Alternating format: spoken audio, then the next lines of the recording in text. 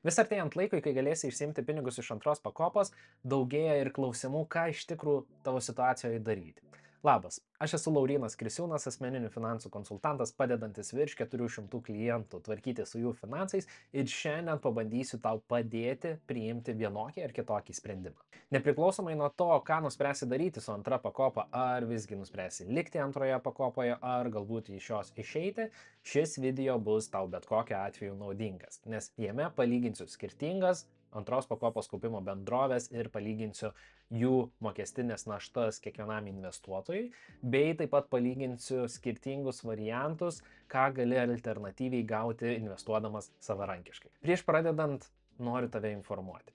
Šis video yra informacinio pobūdžio ir jame pateikta informacija nėra kažkokia tai investavimo rekomendacija. Tad visą laiką būtinai pasitark su kompetentingu žmogumi.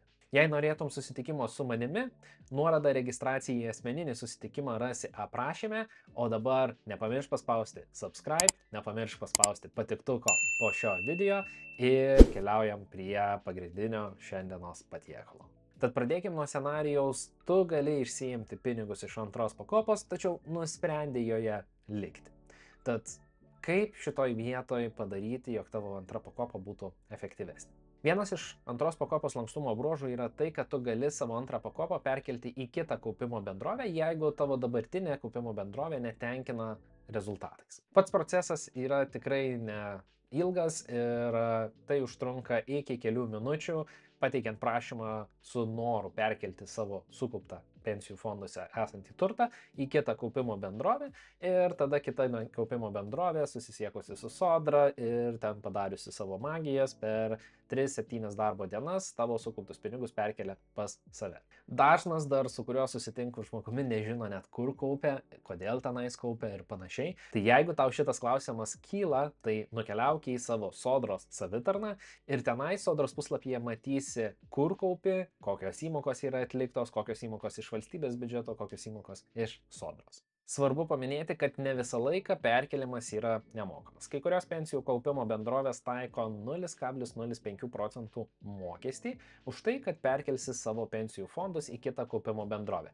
Tai kaip pavyzdys, jeigu tu turi sukaupęs 10 000 eurų savo kaupimo bendrovėje, tai tau perkelimas į kitą pensijų kaupimo bendrovę kainuos 5 eurai. Visą šią informaciją gali rasti Lietuvos banko puslapyje, tenai susiradęs pensijų fondų mokesčiai ir lyginamieji indeksai ir susiradęs skiltį, tiksliau Excelį, antros pakopos pensijų fondų mokesčiai. Kadangi antroje pakopoje turtas yra valdomas per investicinius fondus, tai natūraliai kažkas juos turi valdyti. Ir iš to yra patiriamios išlaidos. Tai į bendras išlaidas įeina keletą kintamųjų, tai visų pirma turto valdymo išlaidos, kurias reglamentuoja įstatymai ir šitas mokestis negali būti didesnis negu 0,5 procento, tačiau dar yra kitų papildomų išlaidų kaip administravimo, depozitorimo ir visos kitos su fondo valdymu ir administravimu susijusios išlaidos. Tad kuo šis dydis yra didesnis, tuo tu sukaupsi mažiau pinigų savo pensijų fonduose. Tai šią informaciją gali atsisiųsti taipogi Lietuvos banko internetinėme puslapyje ir toje pačioje skiltėje pensijų fondų mokesčiai ir lyginamieji indeksai tau reikia susirasti failą antros ir trečios pakopos pensijų fondų išlaidų rodikliai. Toliau keliaukim prie rezultatų. Tai aš galiu matyti dažniausiai antros pakopos trumpalaikius rezultatus, tai čia turiu 23 metų rezultatus ir turiu 24 metų rezultatus. Matosi, kad vieni fondai uždirba daugiau, kiti fondai uždirba šiek tiek mažiau ir man reikia kažkaip tai rasti tuos skaičius, su kuriais darysiu palyginimus.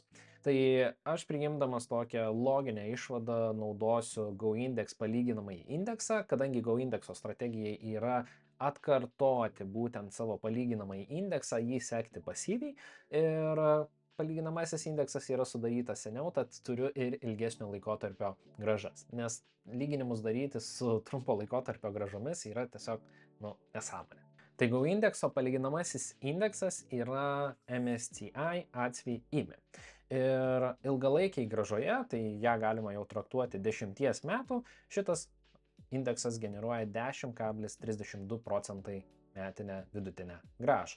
Tai tam, kad lūkesčiai būtų kiekvieno investuotojo suvaldyti ir nesitikėti aukščiausių rezultatų, aš visą laiką darau skaičiavimus su 70% prognozuojamos grąžos, tai yra palikiam savo lūkesčiams 30%. Kaip ir minėjau, pirmai yra svarbu ir įsivertinti, kokie bus mokesčiai investuojant per antros pakopos pensinius fondus. Tai čia yra lentelė su visomis amžiaus grupėmis, kurią gali atsisiųsti iš Lietuvos banko puslapio.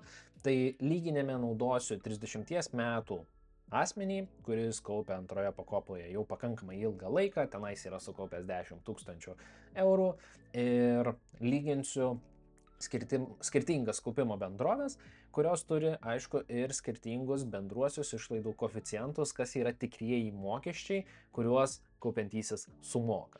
Tai pavyzdžiui, Luminoras turi 0,71%.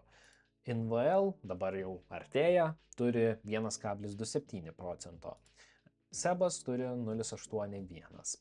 Swedbankas turi 0,68%, pavyzdžiui, Allianz turi 0,93 ir GoIndexas turi 0,58. Tai įdomu, kaip atrodys iš tikrųjų tie rezultatai, palyginus visą tai tik per mokesčių prizmę. Tai keliaujam prie palyginimo. Tai palyginime matosi, jeigu žmogus yra 30 metų, uždirbantis vidutinės pajamas ir pensijų fonduose turi jau sukaupęs 10 000 eurų, su vidutinė 7,22% metinė grąža, tai yra 10,32% padauginti iš 0,7, tai yra 70% prognozuojamos grąžos, jo mėnesinė įmoka yra 63 eurai, valstybė prisideda 30 eurų 33 centais, bendra įmoka 93,57 euro ir vienu atveju turim 0,58% administravimo mokestį, tai yra tai, ką tu sumoki nuo savo sukauptos pinigų sumos, kitu atveju turim 1,27. Tai skirtumas ilgalaikiai perspektyvai, tai yra per 35 metus, jeigu į pensiją išeinam 65 metų, susidaro 38 826 eurai. Šitoj vietoje iš karto informuoju, jokie infliaciniai faktoriai nėra vertinami, tai yra tavo atlyginimas didės, įmoka į pensijų fondus nuo vidutinio darbo užmokesčio didės, tačiau šito dalyko nevertinu, čia vertinam dabartinę. Jeigu yra pasirinkimas tavo alijansas, tai nuo GoIndexo per mokesčių prizmę susidaro 20 000 skirtumas, jeigu yra pasirenkamas, tarkim, SEBas, čionai susidaro 13 766 eurų skirtumas, jeigu yra pasirenkamas Luminoras, tokiu atveju bus 7887 eurų skirtumas ir jeigu tavo pasirinkimas yra Swedbankas, tokiu atveju skirtumas susidarys 6000 eurų. Tai visai neblogai skamba turėti nuo 6 iki 30 000 daugiau kapitalo, jeigu tiesiog suvaldai tai, kiek mokesčių sumoki investuodamas per antrą pakopą. Tai jeigu norėtum šitoj vietoj padaryti pokytį ir savo antrą pakopą persikelti į GoIndexą, tai nuorodą palieku aprašyme, o dabar keliaujam prie scenarijų, kas jeigu išsiminėsi pinigus iš antros pakopos, tai jau savo praeitame video apie antrą pakopą kalbėjau, kad yra svarbu pradžioj pasitreniruoti, ar iš tikrųjų būsi tas investuojantis žmogus ir ar iš tikrųjų tai darysi periodiškai. Tai jeigu dar šito video nematei, tai jis kažkur iš šitų abiejų pusių yra. Na ir prieš pradedant treniruotę tikriausiai yra klausimas, ar šis verta. Galbūt tiesiog pasilikti antroje pakopoje ir nieko dėl to nekeisti. Tai dabar paimsim keletą scenarijų, kas jeigu išeini iš antros pakopos ir ko gali tikėtis, jeigu savarankiškai investuoji per vienokius ar kitokius finansinius įrankius. Ir dar kartą įspėju, tai nėra investavimo rekomendacijos, kiekvienas turi prisijimti savo riziką, suprasti tą riziką ir jeigu to nesuprantate, pasikonsultuoti su kompetitingu asmeniu.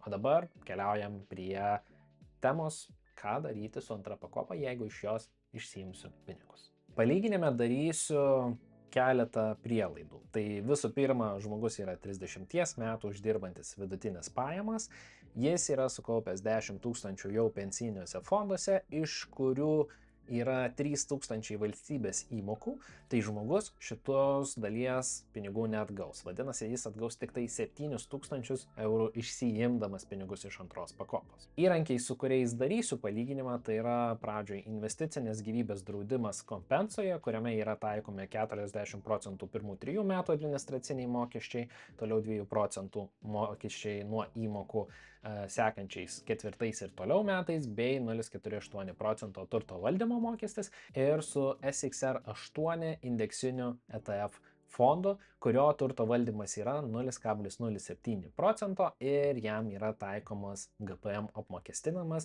išsiimant pinigus iš investicinės sąskaitos. Visais scenarijais taikysiu tą pačią taisyklę, jog tikimės 30 procentų prastesnių rezultatų.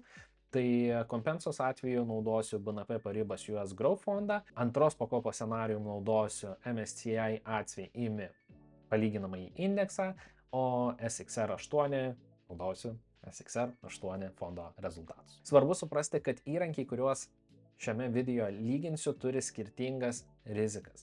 Tai yra antroje pakopoje žmogus investuoja į viso pasaulio ETF, kur yra rizika išskaidyta per 3500 kompanijų. Pavyzdžiui, kompensoje yra rizika sutelkta tik tai į Amerikos rinką, tai yra rizika yra ženkliai didesnė. Tas pats galioja ir S&P 500 atitikmeniui. Ką tai reiškia investuotojui? Tai jog galima tikėtis su didesnė rizika didesnių svyravimų, tačiau ir didesnių pelnų, o su mažesnė rizika mažesnių svyravimų ir mažesnių pelnų. Kitas svarbus faktorius, ką reikia įvertinti, tai yra, kad antroje pakopoje galima gauti valstybės paskatą. Tai yra šiai dienai 1,5 procento nuo vidutinio darbo užmokesčio, tai yra 30,33 euro keliauja papildomai į tavo investavimą. Patį palyginimą darysiu be infliacijos faktoriaus, be didėjančio vidutinio darbo užmokesčio ir panašiai, bet svarbu suprasti tai, kad rekomenduotina yra kiekvienais metais didinti savo investuojamo pinigų sumą, nes ta suma kiekvienais metais nuvertėja. Tad nepamiršk kiekvienais metais pasididinti jos. O dabar keliaujam prie skaičių. Tai antros pakopos jau skaičius kaip ir paskaičiavimą. Tai jeigu žmogus 30 metų uždirba vidutinį darbo užmokestį, turi jau sukaupęs 10 000 savo pensiniam fonde, turi generuojama 7,22 procentai investicinę grąžą, jo mėnesinė įmoka yra 63 eurai, valstybė prisideda 30 eurų ir sumoka 0,58 procento administracinius mokesčius, tai tokiu atveju gaunasi, kad per 35 metus žmogus gali tikėti sukaupti 239 922 eurus antroje pakopoje. Prieš keliaujant prie palyginimų investicinio gyvybės draudimo ir ETF, mums reikia pradžioj susirasti jų vidutinės metinės grąžas.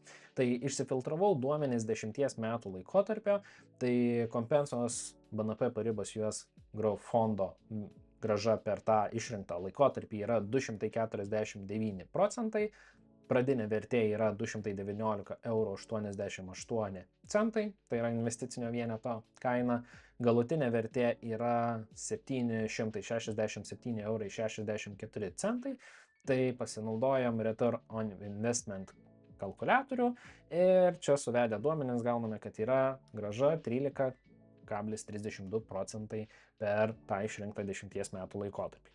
Šitą procentą padauginau iš 0,7, tai yra tikimės 30 procentų mažesnės grąžos, na ir gauname, kad turime 9,32 procento metinę vidutinę grąžą.